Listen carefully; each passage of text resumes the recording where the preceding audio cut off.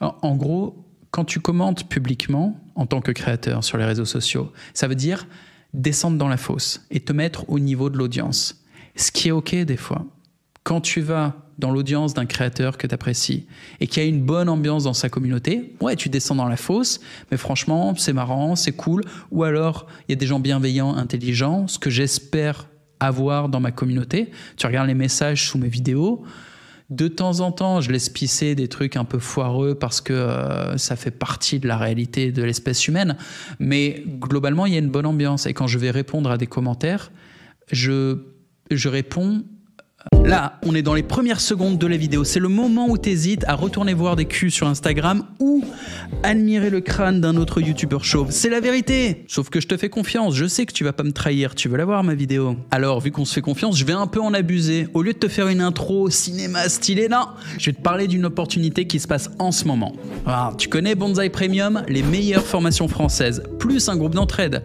T'apprends tout ce dont tu as besoin pour être libre, riche et heureux. Oui, ben fais vite parce que ça va augmenter. Là, dans quelques jours, ça va passer à 49 € par mois, 299 € par an et 499 € pour l'accès à vie. Ce qui est pas cher. Oui, mais là, pour l'instant, c'est encore moins cher. Tu peux encore avoir Bonsaï Premium pour 20 € par mois et tu le garderas à ce tarif si tu t'abonnes maintenant. Le message est reçu? Cool. On commence la vidéo. Comme un reward, c'est-à-dire je réponds aux mecs qui sont drôles, intelligents, bienveillants. Si un type est mal intentionné dans son commentaire, au mieux, je l'ignore. La plupart du temps, il est ban à vie. Mais j'engage pas la conversation comme ça. Donc je vais pas descendre dans la fosse pour aller parler à un anonyme dont le but, à la fin de la journée, c'est même pas de pousser une opinion qu'il aurait sincèrement, c'est juste d'obtenir de l'attention. Et ça, faut que les gens comprennent. Quand vous voyez des haters online et que vous vous dites « Ah putain, les gens ils pensent comme ça. » Non, ils pensent pas comme ça. Il y a un énorme biais.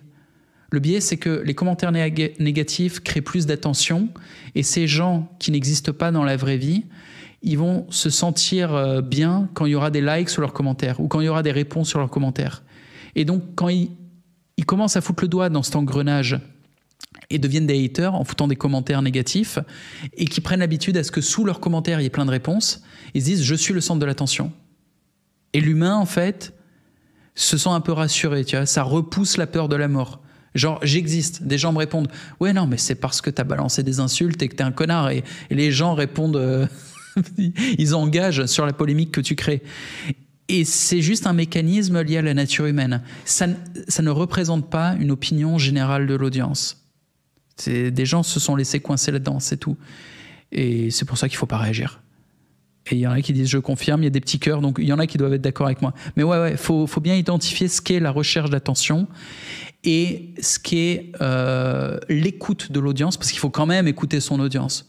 Tu vois, si d'un coup un créateur se met à faire de la merde et que son audience fidèle lui dit poliment « écoute, là, tu es en train de partir sur des sujets qui ne nous intéressent pas. Là, il y a une faille de logique, tu as tort. » T'écoutes. Nathalie, par exemple, je la connais bien. Si elle, Nathalie, me disait gentiment qu'il y a un gros souci avec ce que je suis en train de faire depuis un mois, je ne vais pas la bannir. Tu vois. Là, c'est le moment où il faut écouter l'audience.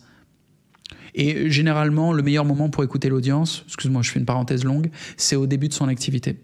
Quand on se lance dans une nouvelle niche ou quand on se lance tout court, au début, mon conseil pour les créateurs, c'est au lieu de venir avec un produit, il faut venir avec un sujet et offrir un maximum de valeur sur ce sujet. T'offres. Tu crées de la conversation en posant des questions ouvertes, en invitant les gens à participer, et après tu leur parles en DM. Toujours dans une recherche de dons, t'offres. Et tandis que tu discutes du sujet qui t'intéresse avec une audience qui est intéressée par ce sujet, tu vas collecter de la data. Même si tu n'es pas en train de tenter de collecter de la data, tu vas forcément en collecter. Et après avoir discuté en DM avec 30 personnes, après avoir fait des visio-calls, tu as assez de data pour savoir quels sont leurs besoins, quels sont leurs désirs, quelles sont leurs craintes, quels sont leurs problèmes. Et quand tu sais ça, bah, tu es bon en fait.